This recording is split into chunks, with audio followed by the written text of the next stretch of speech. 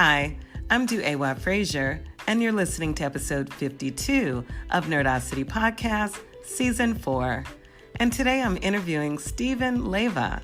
He is a poet, and his poems have appeared or are forthcoming in two Bridges Review Scalawag Nashville Review, Jubilat, Vinyl, Prairie Schooner, and more.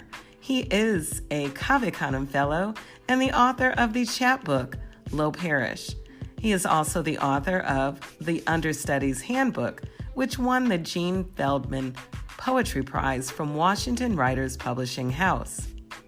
His second book is forthcoming from Blair Publishing in spring 2025.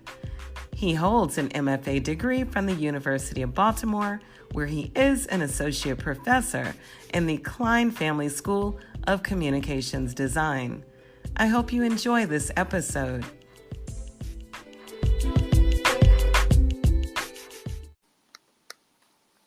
Greetings, Steven. Hello. How are you doing today?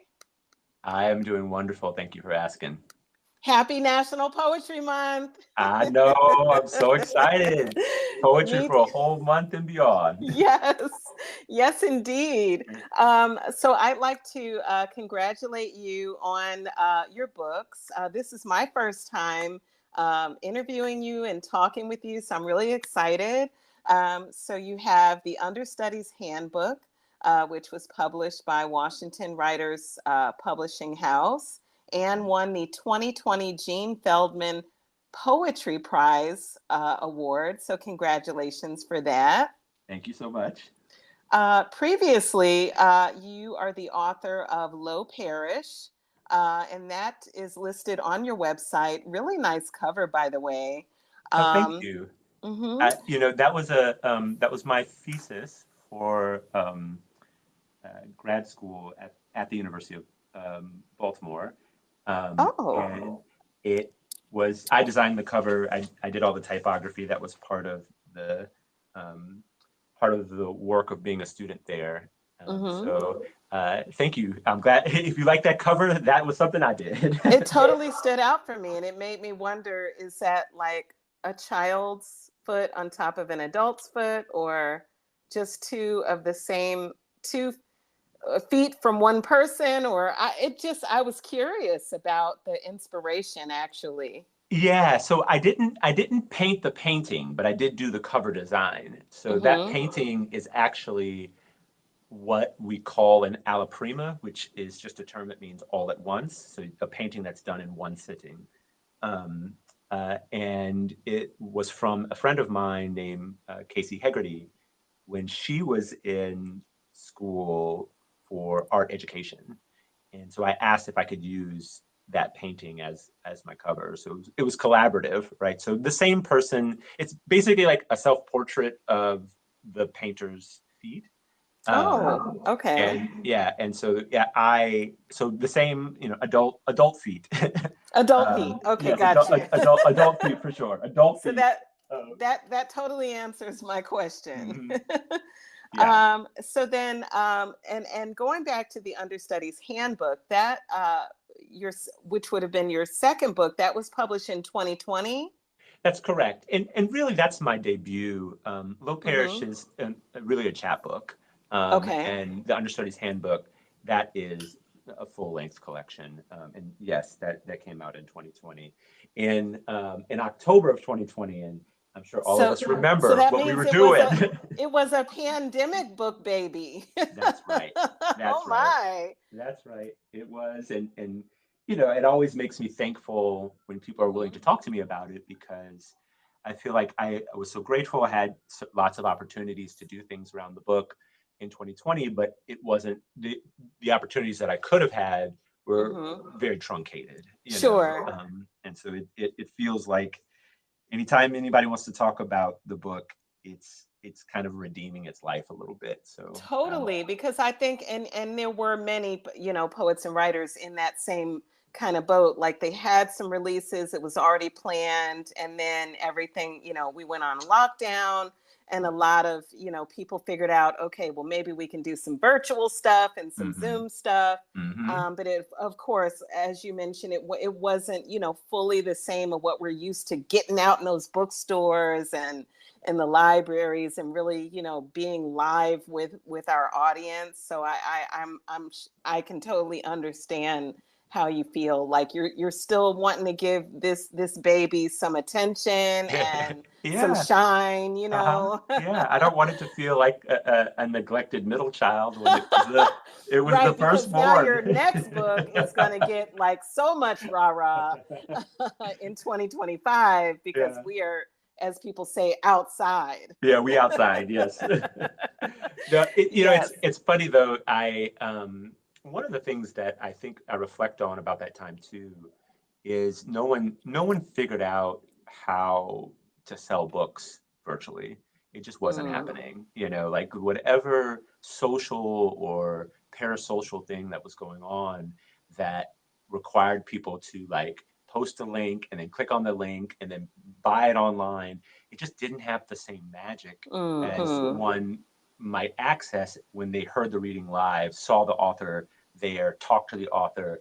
That artifact of the book in hand is what was missing, to be able to That's hold right. and see. And so it's something I think about a lot in terms of like the virtual readings gave us an ability to democratize and open up access to a lot of different people who maybe couldn't travel, or maybe had different kinds of things. And I love that about it. But it just, I don't have to tell you or any new author how important it is to be present when you're trying to kind of enter into that literary space as an emerging writer with a first book.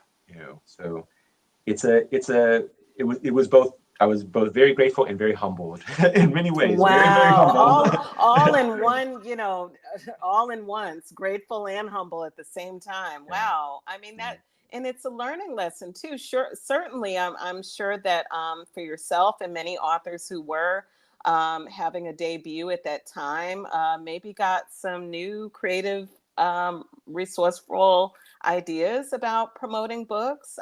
Maybe that hadn't, Yeah. you might not have explored if it weren't for that time. Truly.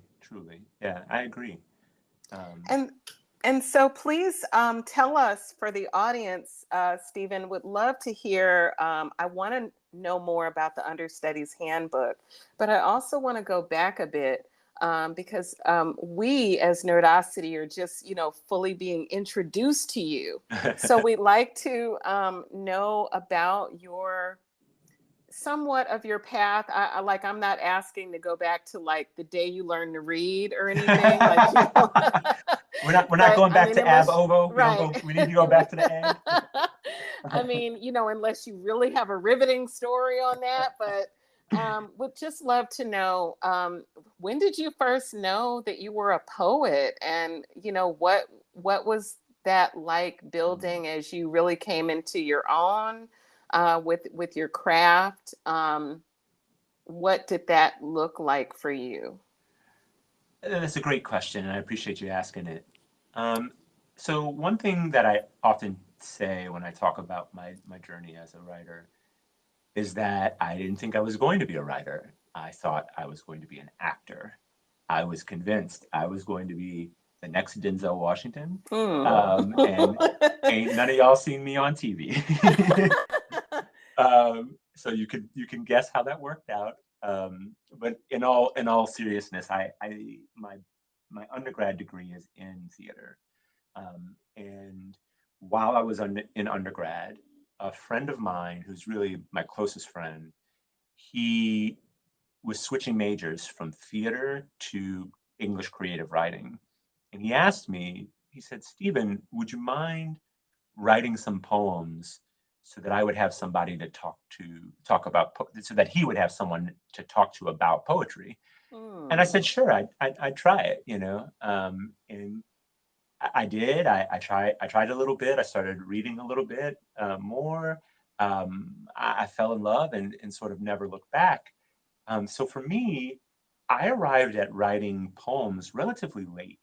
So I was Mhm. 20, when You I think started that's writing. late? Well, But I, how old were you supposed to start? At like I, 12? I think there's a kind of mythos out there for a lot of people who essentially say, and there's nothing wrong with this. I think this is just true to their own story. But I Okay. always knew I was going to be a writer, or I always, people Oh, saying like I yeah. knew from very young I was a Yeah, intense you're right. reader and stuff like that. But that just wasn't me. That's not I can't spin that myth for anybody because Hmm. it's not true. It, Right. so no, so Wow. I just marvel you that okay, not a criticism, but just like a wow, he thinks 20 is late. And I'm thinking, wow, you were still up so young. You were, at 20 years old, so many people are still trying to figure out, like, what am I going to do? You know what I mm, mean? Even up to 25, some people are still sure. trying to figure out. Yeah. Um, Yeah, but I guess what I mean by that is that was my first attempts at writing poetry at all. Like oh, not okay. trying to be a poet, but like Oh, my I didn't have like a big background in writing really anything. mhm. I was invested in a different art form. Okay.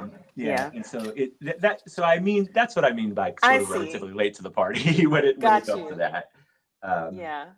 so I started writing really as an as an advent of friendship and community, to do something with my family. Wow.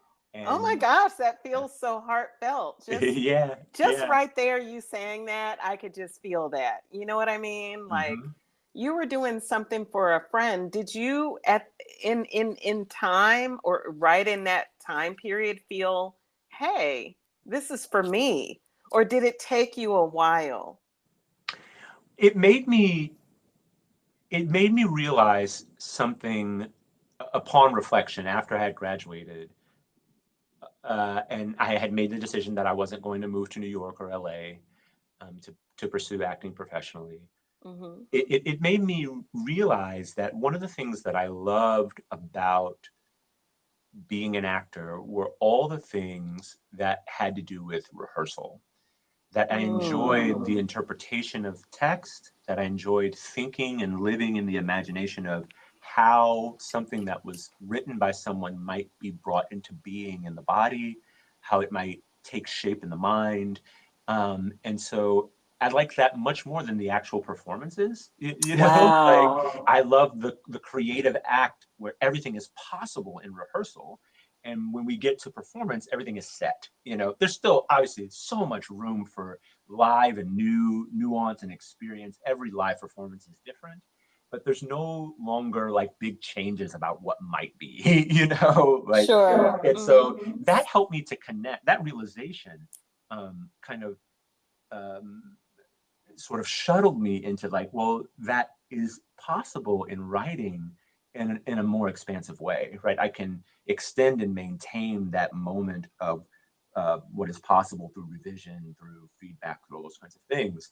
And so it took a while, but it was really that writing poems revealed to me something that I loved about acting, but I didn't realize.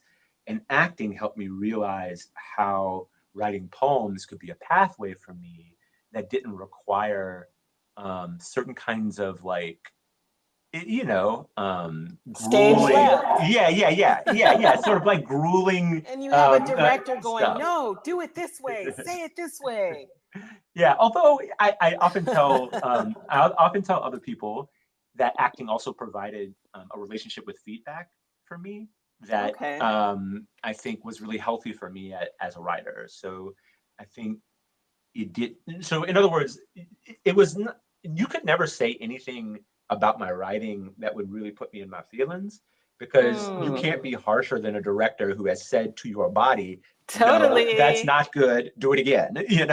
How Like about, have you ever been moved by a director physically who's actually grabbed you and pushed or pulled you to where they wanted you to go? yeah, I mean it's and so it's less about like agency or control, Hmm. in terms of me, and that's not the distinction there for me.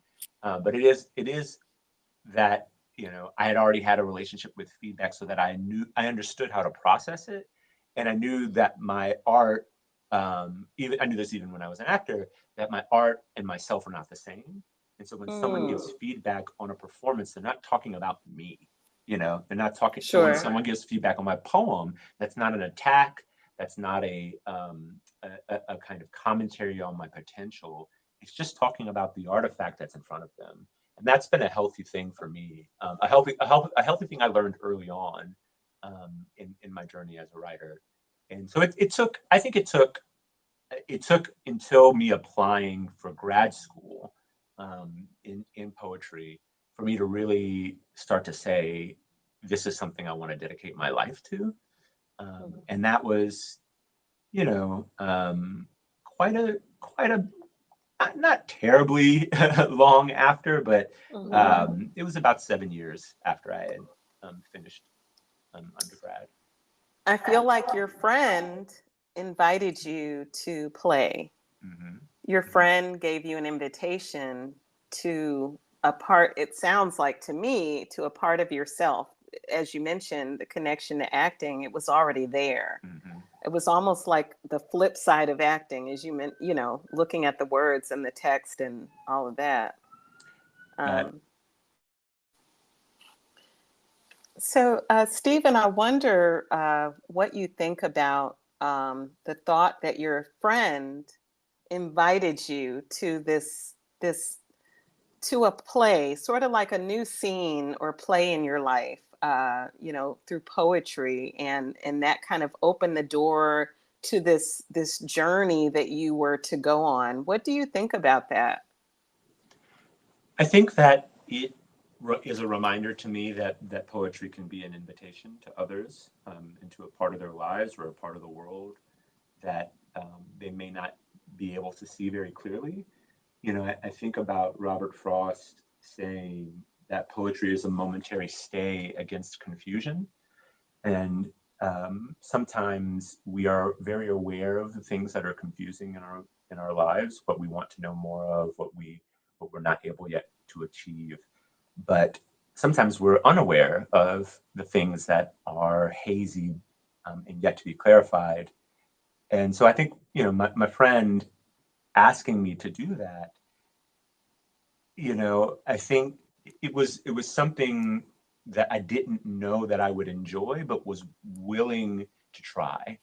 And I think on the edge of that was a very rich life of the mind, a life with literature and with a relationship with language and with other people. And I really couldn't see myself do anything else at this point. Wow, that's awesome. And so, Steven, tell us how Cave Canem has played a part in your writing journey, in your life as a poet. I know that's the foundation, Cave Canem Foundation for Black Poets, has been something that you've been involved in as a fellow. Yes. Yes, please. So Cave Canem is really important to me, but I'll have to start with a little bit of an embarrassing story. Oh, okay. So one of the things that the way that I discovered Cave Canem is directly after my MFA program, after I graduated. I was really thinking about community where I lived and where I was working, and how one forms community. And I really sort of stumbled across Cave Canem as an organization, just looking at things for Black poets via the internet. And this was, in 2012. And I decided to apply. I asked a mentor of mine what they thought about my chances, and they said, sort of brazenly, like, "Oh, I think you got a really good chance you're going to get in." And I share that because I had none, zero, nil understanding of the history of Cave Canem, nor of its sort of way it operates in the region in which I live. I didn't understand that people had often applied several times, really talented writers, and not gotten in, 3, 4, 5 times, et cetera. Yeah. And I did get in. And so in my mind, I was accepted. I was really excited. I was thinking about the retreat and everything. And I go there, and in my head, somehow I thought that Cave Canem was for emerging writers. Okay. And I get there, and the first person I meet, uh, uh, they tell me their name, and I'm like, oh, I just read a poem of yours in Poetry Magazine, and I recognize that name. And then the next person I meet is like, oh, right, you just had your first book come out. And then it sort of dawned on me how naive, I had been. It's like, this is not for just emerging writers, Right. But I didn't have any sense of the history of Cave Canem because I had no one in my proximity who had been a fellow. So I didn't know any other fellows. Oh, I see. I hadn't absorbed a mythos about it. I didn't know anything about that, And so I was very, very kind of awe-inspired and naive, but also very open.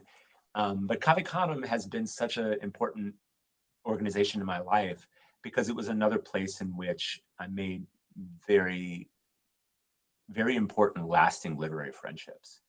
People who are some of the first people outside of folks I went to school with to see and recognize my work, and think and talk about it in a way that was so intelligent and so encouraging that it helped me to see my own work anew.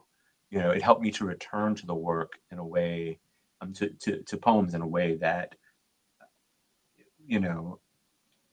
made things seem energized, by a kind of joy and a kind of introspection and a kind of whimsy, and I don't know. It just felt like all the feels, all the feelings one might have, but very, very important, to me, and an intense. I mean, I must say, an intense place, and it can be both very freeing and illuminating to be in a space where you have so many Black poets, able to allowed to be their full selves, and there's a kind of warm and open environment of recognizing the fullness of other people, but that's also like not a pressure cooker in an anxiety way, but it's intense. It's just you gather a lot of smart people, a lot of talented people together,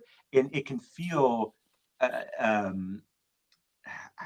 just, I don't know, like it can feel big, in its energy, and so I all that creative energy, all that genius in one place. Yeah, it can be overwhelming. Yeah. Is what I'm trying to say. Sure. And it can make you confront. It can make you confront in many ways. How do you want to be seen? What are some insecurities that are maybe lingering?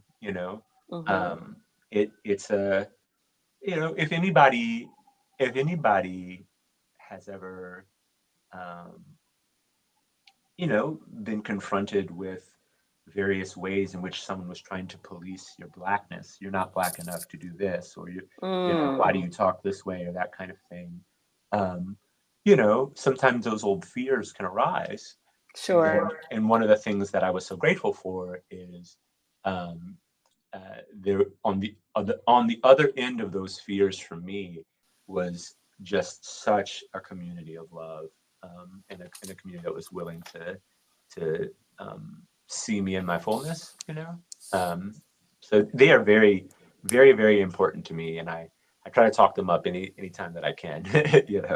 I love that. And generally, anytime that I either know that I'm having a guest who is a fellow or somehow affiliated, or it's in their bio, I do bring it up because Cave Canem has been so important for Black poets over the years. And really just my understanding is providing that safe space, and not only the workshopping for Black poets to get that feedback and that camaraderie and support surrounding their work, but just in building community in general, of friends that that you may have for life, or at least you're going to see them, during your fellows, I guess the retreat and things of that nature. So I think it's wonderful. Yeah, it's an awesome place. It's a place where, you just get to see all kinds of like Black excellence at work. Nerdy Black excellence, spoken word Black excellence, intellectual Black excellence, excellence on the domino table, excellence in spades. Just all the things. It's just really, really kind of enriching. And then you get to work with some really famous and generous workshop leaders who are folks who have changed American arts and letters through their writing. I think about this all the time. The place that Cave Canem occupies, given the fact that there are no creative writing MFAs at any of the HBCUs in our country, is very, very important, right? Like, it provides a space that one would hope could be provided in certain academic institutions, but because that doesn't exist there, we enjoy, we just, it meets a need. Sure. And creating that space. I get it. Well, that's wonderful. And thank you for sharing on that. And so, Steven, going back to your collection, your debut collection, the Understudies Handbook, what were some of your inspirations and ideas or themes that you drew from in crafting this collection? Yeah, I thought a lot about the ways in which we are often prepared for roles in society, but then not allowed to play them. That, society will tell us you should make these moves, you should get this education, you should prepare yourself in this way, but then, present a bunch of inertia, or ways in which there are barriers for you to actually enact those roles now that you have prepared for them. And I thought a lot about, because of my theater background, that position of an understudy, and that one who has to perpetually be prepared, but potentially never given the spotlight, is a position that seemed similar to some of the ways I thought that Black folks in America, multi-ethnic folks in America, are often operating. And so the inspiration kind of came out of that. It's a book, I think, that tries to triangulate three important places. And I write a lot about place in my life. So it thinks a lot about New Orleans. It thinks a lot about some places on the East Coast. It thinks a lot about Houston. So yeah, it's really trying to bring into focus, the different ways in which we are kind of wrestling with that tension. And so that's part of the inspiration. The other thing I think is more kind of theoretical and poetics driven, in that I tend to think of the poem as a little proscenium, as a little stage in which you mount a production of language. And that concept, rather than, that concept of building up the artifice in order to perform something on the page that will give a reader an experience rather than teach them a lesson, is the way that I approach writing. That I'm after something experiential for the reader, whether I'm there to read it for them or not, rather than a kind of message or something didactic in that way. And so the inspirations really come out of those two pots. One thinking about the position of people in the world, and the other thinking about something theoretical about poetics. Oh, it's amazing. And Steven, would you say that what was the time, the length? I know Your book was published in 2020. How long did it take you to kind of create all of your vision for the collection and put in it everything that you wanted it to be before it was published? It's an interesting way you're asking that question. I'm not sure that I had a particular project in mind as much as I was just writing poems that were interesting to me. Mm-hmm. And then I thought about the ways that those poems start to speak to one another. But in terms of just the length and the journey towards publication, it was 7 years. The earliest poems in the book were written 7 years prior to the publication of the book. And so that part of it, almost biblical, right? 7 years of work. I mean, I'm digging that. Notice how I got quiet, and I'm like, 7 years. Yeah, 7 years of 7 years of work. But it isn't. It was. I was considering and thinking, about what would have happened if it had been published earlier, but had a funny moment with one of my sorry, let me back up. It probably was ready to go at year 5. Okay. And took about 2 years of sending it out in order for someone to say yes. Sure. And so I got close in some places, and I probably could have sent it more widely, but I had a funny moment with a mentor of mine who was talking about the book, and I had sent it to them, and they were writing a blurb for me, and they were like, "Steven, this is a really excellent manuscript. You could have held out, for a more prestigious press." Oh, wow. And I said, I told them, I was like, "I hear what you're saying, but all of those places that you're imagining, I sent it to them. They didn't want it."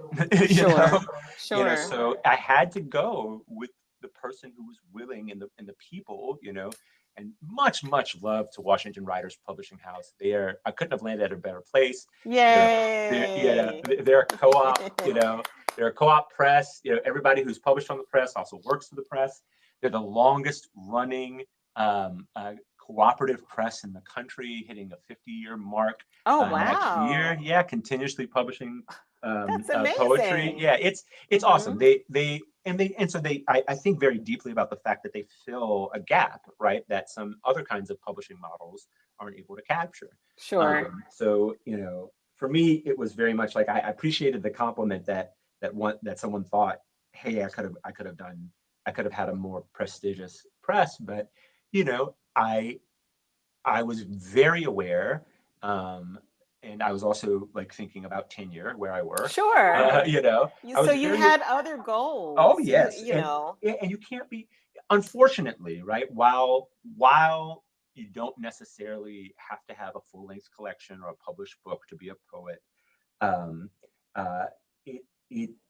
there are certain conversations and certain invitations that open up once you do have a book. Once you do. Yeah. So you were thinking, and it's interesting, I think, and I think we're getting into, a bit of, you're getting into career, you're getting into politics. It's like, there's a lot at play here. So it's not just, prestige of the publishing house.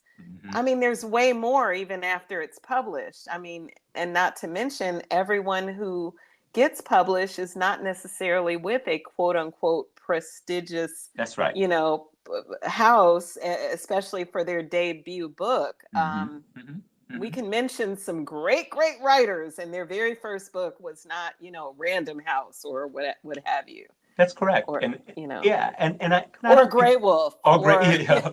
Which like even Oh yeah, I know Grey Wolf. yeah. But even Grey Wolf, compared to like Faber and Faber, there are levels to these, these things. But I don't think there was any shade. There was no shade, right? Yeah, no, I mean, I think that comment to me was set out of love, and out of. I agree. They wanted the best for you, and that's what people who care about us do. They see you in a certain light, but again, you were considering all of your all of your, I guess ducks or however you want to call it. Yeah, Like, yeah, and I think it's something. It's a lesson. It's something I try to be really aware of. I think my mentor that said that they were speaking from the position of having published a lot, having many books, mm-hmm. and thinking about how they move in the world at their current state, and considering the fact that we're around the same age, and I think it just wasn't the same position. I Sure. couldn't have that kind of thinking. Sure. As you mentioned, there are some other things I was hoping for the book Yep. to do. And it really, I am not And kidding it you. did. Yeah. Let Yeah, us, it did. right, Yeah, Stephen? yeah, yeah. Okay. Yeah, and even practically, it's not abstract. As soon as the book was published, right, I had never been solicited for poems more in my life. In the year after I published, Whoa. year after 2020, from 2021, Mm-hmm. 2020, the year of 2021 into 2022, like I published 13, 14 different poems. Whoa. And quite frankly, And that none was of them, literally just a few years ago. yeah, and none of them were from submittable. So this book They were all literally solicited. is smoking. It's coming off of smoking. Well, it just, yeah, and those are all new poems that aren't even in this book. Like it was just helpful, and I don't know, like I'm not trying to overstate its life in the world. Sure. I just mean that it is a kind of known fact that that's just part of the way that people sort of have begun to have thought about the book as a legitimizing thing, whether that's fair or not, which I think is largely unfair. But certainly it's fair to you if you're saying, hey, I've been writing for several years. I'm ready for this baby to go. I was ready. I was ready. I was not saying no to any of those invitations. Right. I'm like, you get to year 5 or 6 or 7 and, you get, and I think, I'm putting myself in your shoes and I'm like, oh yeah, I would just say, you know what, we're going to take, it's that old saying, you love who loves you. Yep. It's not so much, well, I'm waiting on the millionaire. Right. Okay, but does the millionaire love you? Have you gotten an offer from the millionaire? Right. No, you have not. That's okay, right. So I'll just say one more thing about that too that I think is really important, because it's something that I tell others when I get the chance. Because sometimes this comes up in a small way when people are thinking about an individual poem and whether or not to let a particular press or particular journal have it, right? And my position has always been this: if someone wants to publish your work and you feel comfortable that they are going to do right by you, you should consider strongly saying yes, because you need to ask yourself, am I saying no because I think that I'll never write a better poem? And so for me, I don't have to be precious about, I didn't feel like I needed to be precious about the book. Wow. Because I knew it's like, this is not the pinnacle of what I can achieve or what I can do. I'm still growing. And so, yes, let's get this popping, and then because I still have more in me, Oh, I love that. See, it just all works out. That's exciting. Yeah. And I appreciate, in other words, you really are doing the thing that's saying, you know what, this work has its time, and I'm going to allow this work to have its time because I know I'm going to have more. Yeah. So I'm not going to try to, hide it and put all these different constraints around it. Because it's for the people. It's what are we doing if we're holding on to it? It's not after we've created it. It belongs to everyone. Yeah, I agree. And I'm not saying everyone has to have that value, but it is one that has served me well and in a position I think is sustainable. So yeah, I think that's how I try to move in the world going forward. Wow, that's so awesome. This here is a master class, Steven. And I really often feel like most of my interviews with you brilliant poets and writers is a masterclass. If people would just listen and take these gems, not only are all of our journeys different, but then we have similarities, and then it's interesting to hear, okay, this is what you've learned, right? And how might that, I'm sure, how might for emerging poets or other creatives, how might they learn from this and even have some validation for some of the challenges or questions that they may face? Yeah, I think the only thing that matters is, have we made it an inch easier for the folks coming behind us? That's all that matters. Wow. I think don't haze people. If you have suffered, try to end suffering for the people behind you. Thank you so much. That's the only way to live. And that so goes beyond the poetry and writing world too. Hello, education, higher ed. Anyway, For sure. I'm going to leave that alone. But right, they do say that, people who've been abused often turn around and abuse others. But thank you, Steven, for making in the suffering. We do not have to pass that on to other folks. That's right. Okay, so I just feel like, okay, that was so great, but we're gonna come back. Okay, so now, Steven, so I know you have a book coming, but so we're gonna circle back to your poetry, but I kind of want to, while we're hot talking about your collections and your writing, like you have something coming. So can you talk a little bit about that? Your new book? Sure. Yeah, absolutely. Thank you for asking about it. The new book is called The Opposite of Cruelty. That's coming out in 2025 by Blair. Blair, which used to be Carolina Wren. Blair is a publishing, a press out of North Carolina. And I was fortunate enough to be in an anthology that they published called The Future of Black, which is about Afrofuturism, superhero, and comics poetry.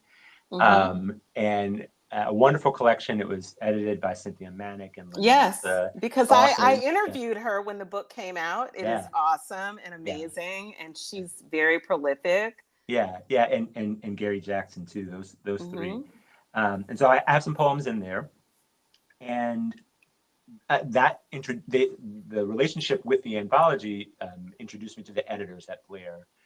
And I had been shopping around a little bit this second manuscript, and it was the first time that I instead of sort of going through the slush pile, I just worked in a relational way and said, hey, I wonder if y'all would, I think y'all enjoyed the poems in the anthology.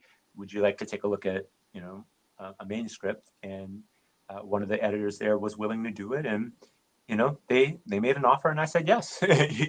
So that book is really interesting to me. It was largely, many of the poems were written while the Understudy's Handbook was waiting to be picked up, and without even knowing if if I would have a first book. The second book was written, but it was also written largely during the pandemic. So a portion of them come from that earlier period, and then the kind of foundational poems, they were all written kind of in the height of the pandemic. There's a poem in there in the new book, and The Opposite of Cruelty. There's a crown of sonnets called Halo, and the Hopkins Review published the poem. Oh wow! And amazing! The title comes from a line within that crown of sonnets. And what I began to realize is in all of the poems, both in that crown of sonnets, but in all the poems, there seemed to be a question about what is the opposite of cruelty that kept coming up. And certainly one answer to that is beauty, very much in a Keats way. But the book tries to explore what the other answers might be. What is, rather than compassion, what else can be the opposite of cruelty? And I think it sort of works itself out, Sure. around that question. But there's a lot of there are plenty. There's odes to Storm from the X-Men. There are Oh, wow. And that playful must be stuff. I meant to ask you about that. Mm-hmm. You're an anime enthusiast. Mm-hmm, mm-hmm, mm-hmm. And I'm like, hey, how does that factor in? Well, it means I don't compartmentalize my life. Okay. The things, my hobbies, they end up showing up in the poems. My poems end up forming their poetics based on other art forms or other things I'm interested in. I try to live a life that's synthesized, in which I can always, no matter what I'm operating in, be my full self. And I learned, there's to think about Cave Canem, somebody that I met at Cave Canem, Morgan Parker. I really love Morgan's work, and I often cite her as somebody whose work gave me permission. She had all these lovely poems in her first book, written about or to the Real Housewives. Wow! The reality show. Yeah, the reality TV show. Yeah. Oh, wow! And so it made me think about, oh, well, she's using this pop culture artifact, and maybe something she really even enjoys engaging with, in order to both be herself, but also critique and say something about the world. And so that sort of opened a door, even though we don't write anything alike.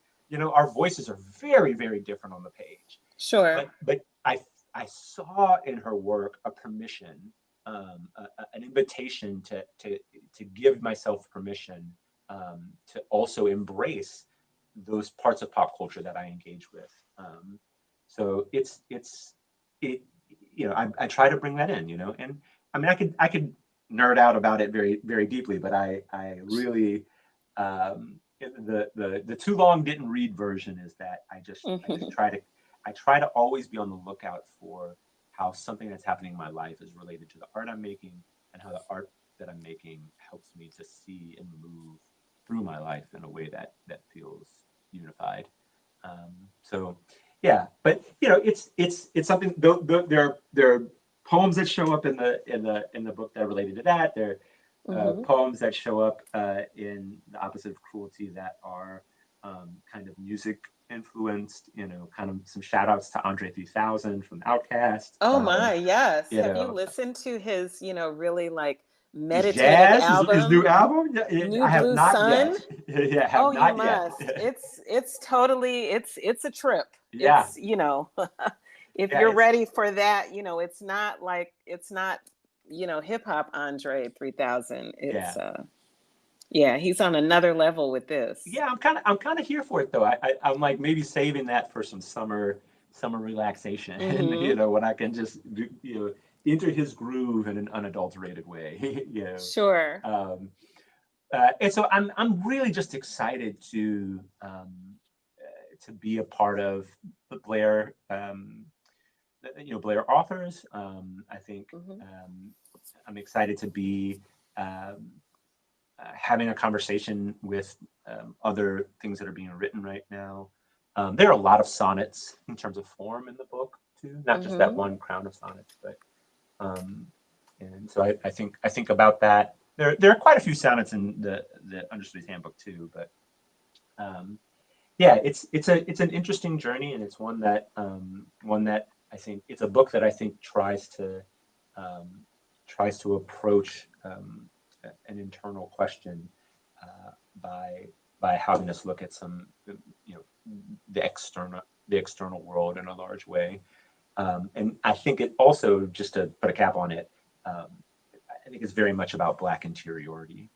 I have often said, to people, we are all, as Black writers, sometimes I think we are most legible to white culture when we are dancing or dying. And what is often mystifying to white culture is Black interiority, because the consciousness of a Black person is a room where white people can't enter. Wow. Like they don't exist there, and that means it's hard for them to imagine what it might be. And so I think the book tries to think about that in relationship to cruelty that exists in the world. You know, Sure. yeah, it's you know, it's striving. It's striving for some things. Well, I love that. It's so exciting that you have this work that is coming, that is forthcoming while you are still engaging with your current work and your debut poetry collection. And as you mentioned, you are sending ships out. You're sending, you have poems that are being published. So, I mean, that's great. It sounds like you have such an active poetry life and practice. But I do want to ask you about the pandemic. Did you find did it change the way in which you wrote or how you looked at your work? Yes. I would say too, there's a large portion of the new book that really involves how do we engage with the pastoral? How do we engage with looking out into nature when we are trapped inside? When we are obviously we could go outside, but how do we respond to that when there's a line in the new book where like the cities are no longer coughing on SUVs, what does nature sort of become when part of our involvement in it has retreated, and the elasticity of our human effect has become more slack, so it changed the way I wrote, simply because the rhythms of my life, that hermetic practice of life, had altered. Like it was not unlike monks in the mountains. I love that. Monks So in the mountains. yeah. It did. It had an effect on me for real.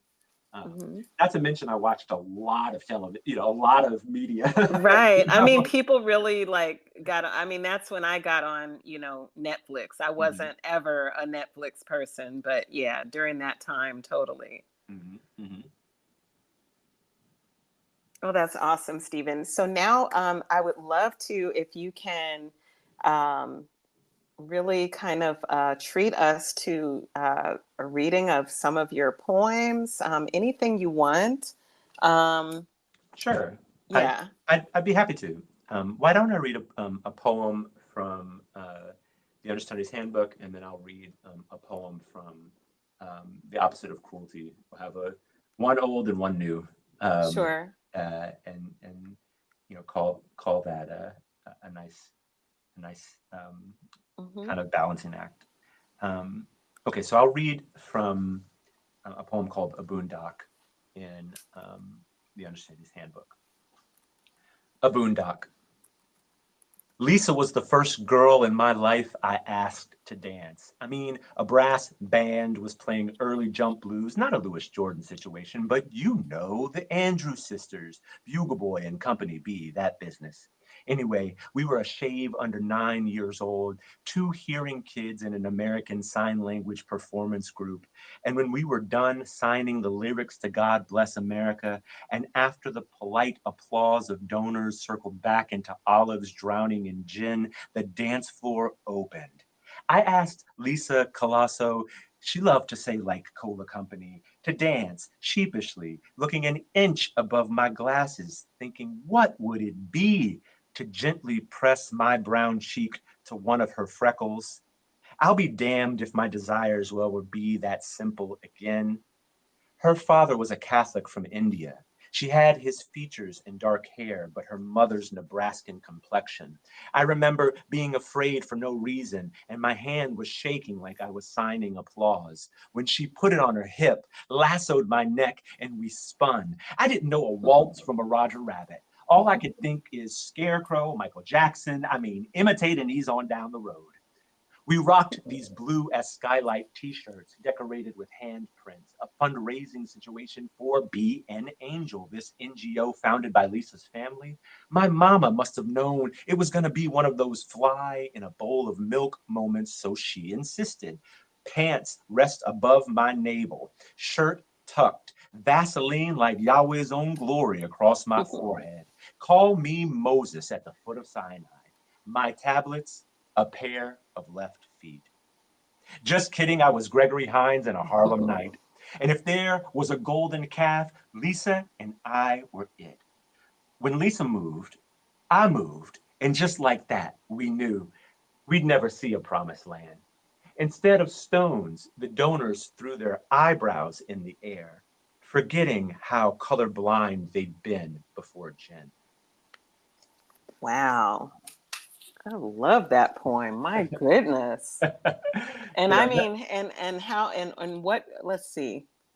And what grade were you during this time? Oh, was this middle school, high school? Elementary, Elementary, mostly. okay. Yeah, 5th grade, I'd say. I love the references, Michael Jackson and Roger Rabbit. That was a dance. Right. Right? Okay. Roger Rabbit. Yep. And this is so cool. It's just too cool. Gregory Hines in a Harlem night. Like, come on. Okay. Yeah. Well, I hope it was I hope it captured some of the fun and energy that I felt, at the time. So a little of that nostalgia. I probably would say Tim Siebel's work has a big influence on me and on that poem for sure. So I thought I'd read a portion of Halo, which is the Crown of Sonnets and the Opposite of Cruelty. And so I'm going to read the 5th sonnet in there, and this is a portion of the Crown in which there are a lot of questions being asked, and so it's a sonnet made up largely of questions. 5.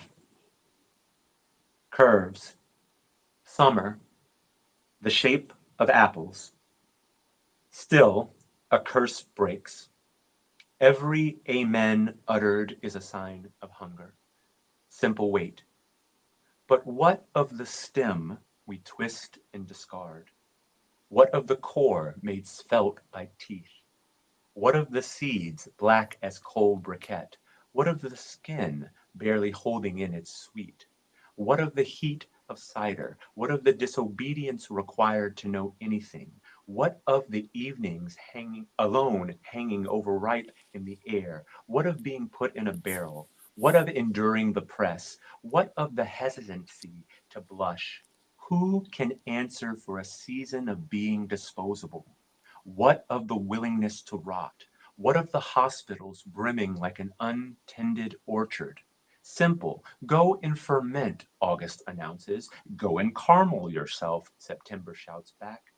Take a photosynthesis back to its source. The nerve of the sun, the laziest god of all, to go on shining while the whole year's plans have fallen underfoot like forgotten apples. And what of returning to the earth? Fuck it, says the worm. I can eat anywhere. Yes, worm, and feed the fish that make a miracle of replication as the days do cruelly. Isn't there another way to know that we need one another? Beautiful. Thank you. And there's that word cruelty. Thank you for that, Steven. Yeah, I really appreciate you giving me the opportunity to read those poems and talk about their lives and talk about my life and my joy of being on this literary journey with all of you. Outstanding. And so, Steven, I'd like to ask you, because you talked about Black interiority. What is, in your perspective, so what is the place of today's poet, or maybe not the place, what is the purpose of the Black poet today? I'm going to reword myself. Do you find that, there's a purpose today that is even, that's post-pandemic and post so many things that have occurred in the last, several years, whether it's George Floyd, or what happened to Michael Brown in St. Louis, and you've had, the affirmative action ruling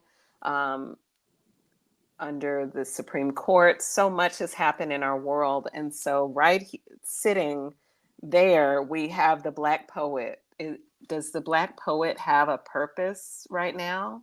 I think that the Black poet's purpose is to attend to their imagination and follow where it leads.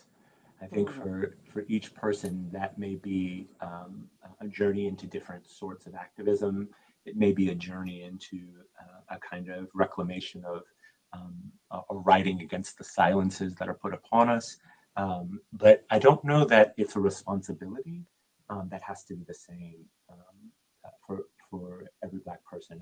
I'm more interested in the multiplicity of purposes that might arise when we attend to our own imaginations.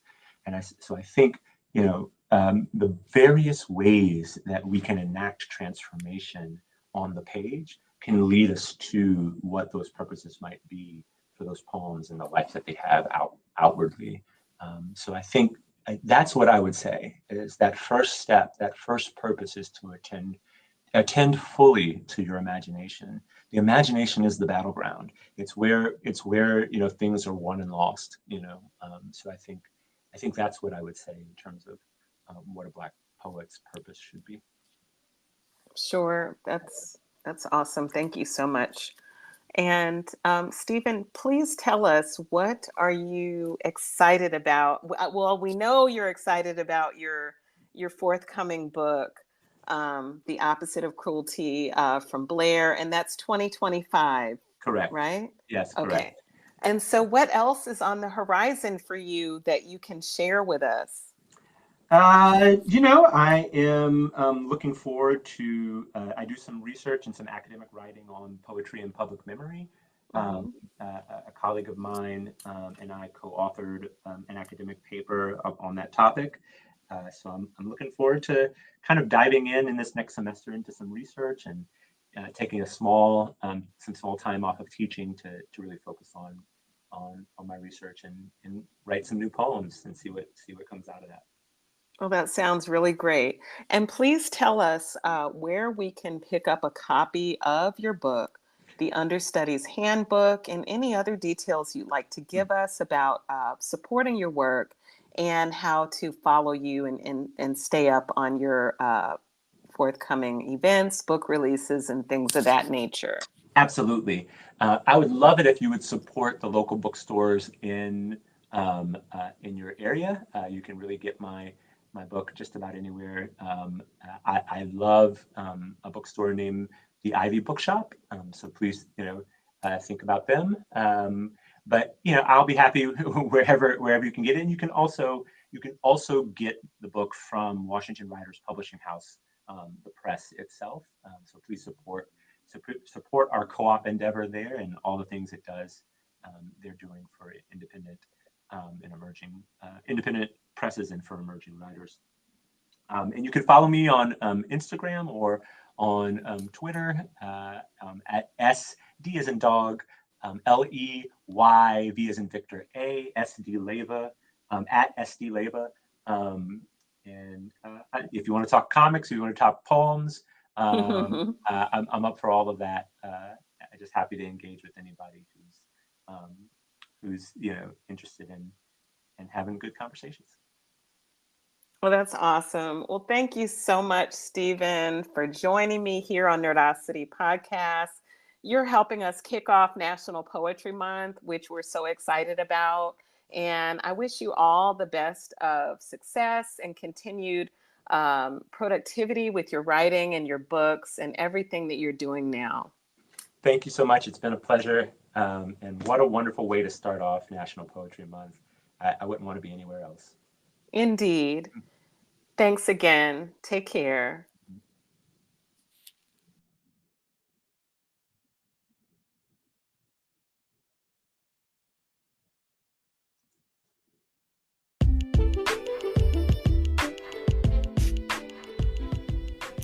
Hi, I hope you enjoyed episode 52 on Nerdacity Podcast. Be sure to follow Nerdacity on the socials at Nerdacity Podcast on Instagram, at Nerdacity Pod1 on Twitter, and you can follow our Facebook page. Stay tuned for future guests. Thanks for listening.